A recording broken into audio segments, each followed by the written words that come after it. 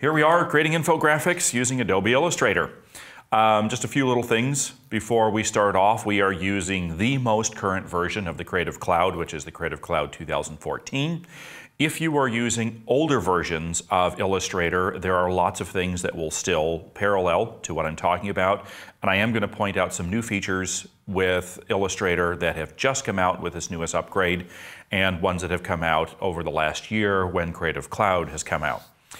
So starting off with what makes an infographic, what makes it work, and how to bring it all together is my nice little presentation. So of course, we've got to make a nice presentation that looks like an infographic. And how do you create it? Well, what goes into an infographic? Why do they look so good? What makes them compelling? And a really good infographic, you should look at it and say, wow, that looks fantastic. And it's funny because I've done a lot of research online, and there was one person online that had actually shown how to make infographics, and the end result was really quite awful. And it's like, ouch. So here's what it is, how to put it all together. Well, the short of it, an infographic tells a story. And it's basically taking data and putting it together so that you have a great story that's a very visual and engaging story that the reader can look at, have no idea what the story is all about, but the image or the content is going to draw you right in. Once you get drawn in, it's a very easy way to explain data, quantities, money, time, charts, whatever, but in a very visual, simple, and easy to understand way. It's all about telling a story. And you've heard good stories, you've heard good narrators, and a really bad narrator can really mess up a story. A hard to follow story is really difficult. So a really good storyteller should be able to tell the story visually in a simple, easy, structured way. And this all comes together with the use of icons, words, letters, color in a very structured layout. Once you put everything together, the visual representation can be very interesting and engaging, even if the subject matter is extremely dry.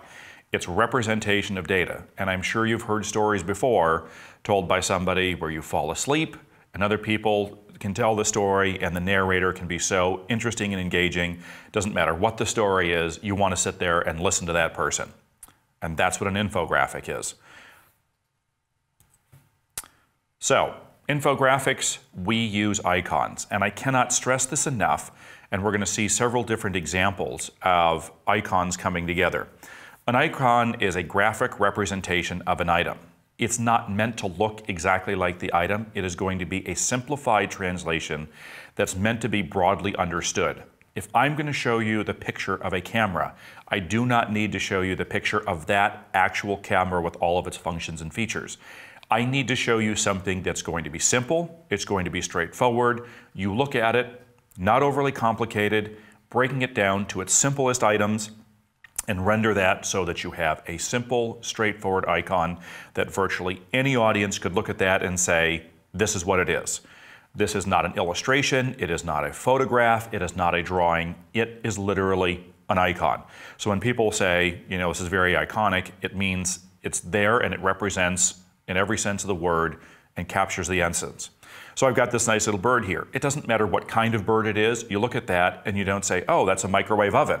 It's a bird. I get it. It's a bird. Nothing else. Simple, straightforward. That's what an icon is. Keep it simple. Keep it easy. Don't have to make it complicated. And that's where people get caught up, is they try to make it too complicated. They try to make it very specific. Not what it's all about. Keep it simple. Didn't I mention that before? Let me go ahead and say it again. A broadly understood icon is the best way to visually show what's being represented. Simple, clean, easy to understand, not a lot of detail, but just enough to make it universally recognizable. So here I've got a little test tube. Can mean a lot of things. Doesn't matter what's in there. I can tell there's measurement. I can tell there's action going on there. Simple, straightforward. Does it look like an actual test tube? Sure. Does it look like the test tube I was rendering it? Nope. It's just meant to look something scientific, bubbly, measurement, something dynamic, something going on. Again, you look at this and you don't say, that looks like a toaster. Plain and simple.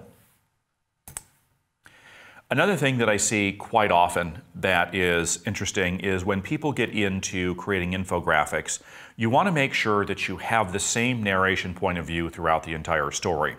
And this is made extremely clear as I teach a lot of students. They tend to mix two-dimensional and three-dimensional icons together because they will go and they will get a visual representation online and they will try to reproduce that object in the exact same dimension. Well, when you mix the dimensions, when you have two-dimensional and three-dimensional objects, you start to change the narration point of the story. If everything's going to be three-dimensional, make everything three-dimensional. If it's all going to be two-dimensional, make everything two-dimensional. Always think of the infographic as telling a story. The narrator, the point of view. If you're going to narrate the story, you're not going to go into different points of narration. Keep it all exactly the same.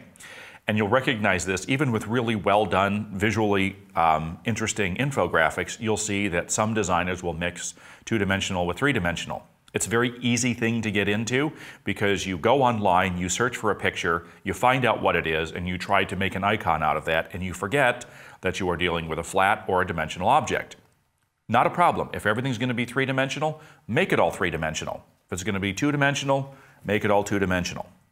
Just keep in mind, we're telling a story. And with every story, you always have to have some type of outline so that you can put this all together. You don't just sit there and start putting things together on the page. So my background is actually in Swiss graphic design, so there's nothing more fantastic than a nice grid in the morning, okay? And this fantastic structure allows you to lay out your content on the page and include a certain amount of space for each item on the page. The things that are going to be more impactful, you can create a larger space. Things are going to be less impactful, a smaller space, but you're going to break this down into a grid structure. So you basically create your outline, section out your data, be able to put this in and together, but following a grid structure. So there is a kind of randomness, but a controlled randomness. Here, I've done a grid structure and I've broken it out, and so I've got some equal heights there, and I've got three columns here. Some are 2, some are 1, but they're all going to visually follow this grid structure. If you don't have a grid structure, your storytelling is not going to be as clear. And a grid structure does not limit you, it actually helps you because it helps you to define the space, and therefore you know where your boundaries are. We're going to show you how to build a really simple grid structure and how to work with this. You got to lay out your story first before you can even start telling the story. Then everything can come together. I love grids. Hopefully, grids will become your friend too. We're going to show you how to do this simple, easy, and make it look great. And then there's the use of the fonts.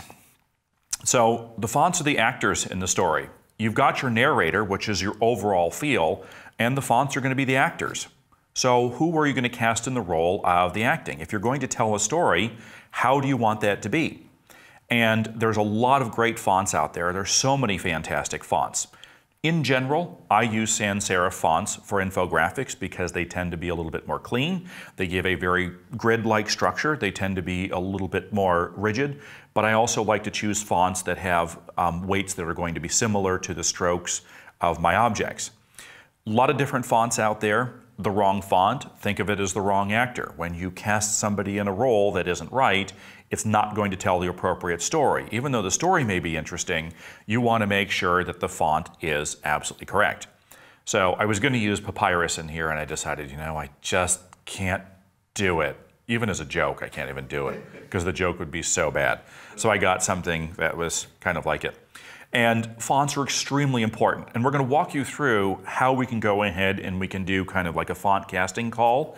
And it's a technique I learned years ago, and it's actually so cool that you can actually put the fonts on the page, and within minutes, you can actually tell what the best actor is going to be for your story. It's absolutely awesome. And it's so simple. And I can't stress that enough, how simple this is, because we complicate everything. But we're going to make it simple. And then you have to throw a joke in there, because we aspire to be the best, you know? By the way, making that little spire, so ridiculously easy. You can't believe how easy that's going to be. So easy that even Adam, our director, will be able to do it? Oh my gosh. I mean, he could do it with his eyes closed. Oh, wait a second, his eyes are always closed, so that's nice. And then use of color. Color, Absolutely. That's going to create a real visual impact there. And with the color, choosing the right color. And it's not just a matter of randomly going in and choosing a color. It's going in and using a whole bunch of different tools that we have to go ahead and choose those colors, complementary colors, split complementary colors. And the biggest thing when you're doing any type of graphic here is you don't have to use black for your type and your outlines. I don't use black for any of this stuff. I actually use tints of black. The headline's 80%, the body copy is 60% black, only because it creates a lot of contrast with what we're doing. Color is great. If you want to go ahead and have something that's impactful, you don't have to go in and use 100% black. Just because it's always been done doesn't mean it needs to be done. If you're not good about picking out colors, there's great things out there that allow you to pick and choose colors, and I actually have a cool app on my phone which will allow you to do that. It's done by Adobe, fits right in. We're going to show you how to get colors, create colors, put colors together, and actually pick the right colors. And of course, in the end of it, you want to go in, you want to make your infographic look really cool. This is an infographic I did because if you're in Seattle, one of the things that we talk about all the time is traffic and weather. Of course, we have horrible traffic, and our weather here is pretty boring. Doesn't get that hot, doesn't get that cold, sometimes rains, a little bit of snow, crazy things. But this is an infographic that I did, people's perception of weather, and threw some rain and some sun in there. Of course, we picked the Seattle gray and the green because the sky's gray, and then everything kind of gets moldy in the winter time on our cars, houses, roofs, things like that. So the appropriate colors there, going through, creating a visual impact. That's the grid structure, and picking the right font to get the actors, get the voice, have the narration come across, all two-dimensional icons there. This is actually really simple, folks. This was a 45-minute project right there. So we're going to show you how to do all these techniques, create, build, all the way on through. And that's what we have. So the one thing that I want to show you that this class is not, anybody can do this, okay? This is not an infographic. This is the chart from someplace that we cannot mention on the air. You can turn this into an infographic that makes it look very interesting. Just because your application has a chart making tool doesn't mean that it's going to be anywhere near as good. Horrible narration, bad characters, bad costumes, the whole thing. So we're going to start right now with Illustrator. Jump right in and going to create a new file. I'm going to start from the very get-go. If you've never used Illustrator, you're going to learn a lot. If you have used Illustrator and you know a lot of these tools here, we're going to show you a whole lot more. I'm just going to walk through a really quick setup here so that we can get the interface and a few things dialed in. The Creative Cloud has gone in and set your interface so that it's a dark background with light type. I prefer the opposite. So under my Illustrator preferences, I can control the look of the user interface to bring the background back to the light so that you can have everything dark on there as well, and get that set. Going in and setting a few other preferences here too. Going into our units and our increments. General information here. When I'm going and doing my graphics, I like everything to be measured in inches, but obviously when we're dealing with the stroke of our containers and our lines, I want everything measured in points, and also my type done in points as well. So I'm going to set the general to inches, so measure my containers that way, everything else in points. And that way, when you create a new document, everything will actually be in inches instead of points there, which may help you out. One little note too, if you go in and you set your preferences before you have any other page open, you will be able to go ahead and set your preferences so that every document you create from here on is going to have those preferences set. So that's just a nice little tip right there with your preferences. And we've got our document. So being able to work through the tools here and have access to the tools, a new feature that just came out in the Creative Cloud 2014 version is this. Now, for years, we've been able to go into our Illustrator file and we've been able to click and hold and click on our tools. And then with my mouse held down, I've been able to go and click on the very right side of my flyout to do what's called a tear off. This is a unique Illustrator feature, and this has been around for a long time. And I generally do this for my drawing tools because not all the drawing tools have shortcuts. I could make shortcuts, but I haven't. But I like to have my drawing tools readily accessible here, and there are a lot of them. And I can have a lot of floating panels. And this has been going on for years in Illustrator, so it's nice to have those little tear-offs there. 2014 update gave us this. Under the window menu, we have the application bar, control bar, and such, and I can go to my tool section, which allows me to go in and create a new tool panel. And this tool panel allows me to create a new tool panel. I'm just going to call it Creative Cloud 2014. So one thing I can't do is type. I will never teach a typing class. Here's my new panel, and it's totally customizable. So any tool that I'm going to use on a consistent basis, I can create my own tool panel. So I can simply grab those icons and put them right into my tool panel right there, and I have all my tools in my tool panel. And this is a saved panel. If you go into the window menu under Tools here, when I save that, I can easily call up that specific tool panel. I can have as many panels as I want. If I'm doing some type of drawing, I can create a tool panel with all those tools in there. So with that, I have the ability to now control everything that I want, because like lens flare, I never use.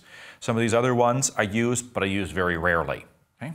So I know I'm going to use these shapes right here, and so I may just go and include all those ones in there for quick and easy access to whatever it is that I need, and then I can close out all of my little tear-offs here and have everything readily available. Plus, I have my fill and my stroke readily available there as well, because if you've ever used Illustrator, inevitably you've got the fill and the stroke switched. You draw something, you mean to apply the stroke or the fill, and you apply the wrong one, which I will do just to make you feel good, because you'll do the same thing.